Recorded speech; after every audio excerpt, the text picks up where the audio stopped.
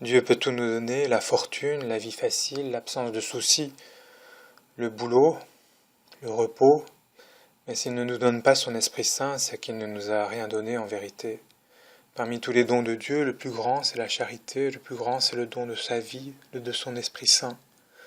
On peut avoir une vie en apparence prospère, mais s'il nous manque l'Esprit Saint, il nous manque tout. Notre vraie richesse c'est lui, c'est l'Esprit Saint. Cherchez l'Esprit Saint et tout le reste vous sera donné à surcroît. C'est ce que dit Jésus quand dans le fond il dit cherchez le royaume de Dieu et tout le reste vous sera donné par surcroît. Alors certes il nous faut demander l'Esprit Saint, mais comment bien le demander? La parabole que Jésus utilise, elle peut nous déranger quand on applique cela à Dieu.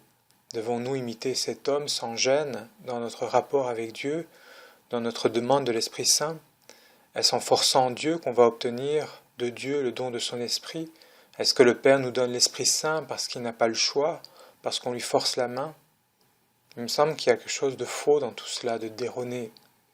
Il me semble qu'il y a un sans-gêne auquel Dieu ne peut pas répondre, car s'il y répondait, il nous laisserait en cet amour qui nous centre sur nous-mêmes, en cet amour qui croit que ce que les autres font ou nous donnent dépend de ce que nous on fait, de notre sans-gêne. Dieu ne peut répondre à ce sans-gêne-là, car ce sans-gêne-là s'oppose à la vie de Dieu.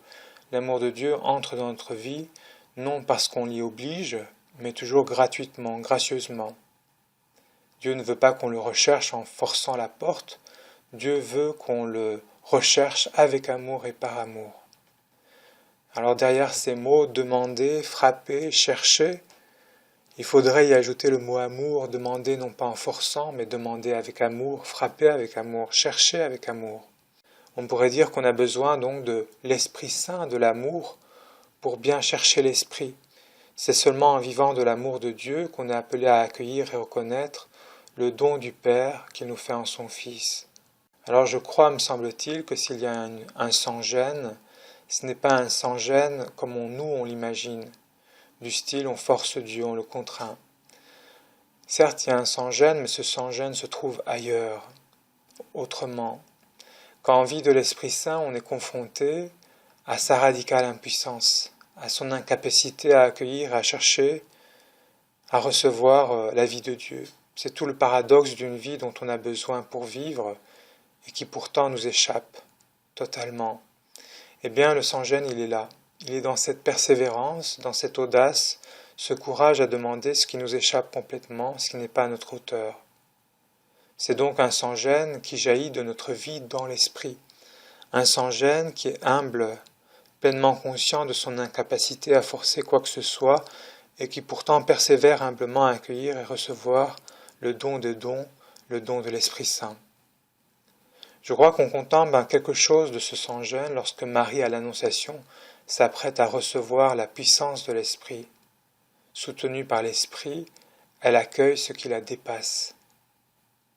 Alors essayons de nous souvenir sans cesse de ce passage de l'Évangile, toutes les fois au cours de la journée nous appelons l'Esprit Saint.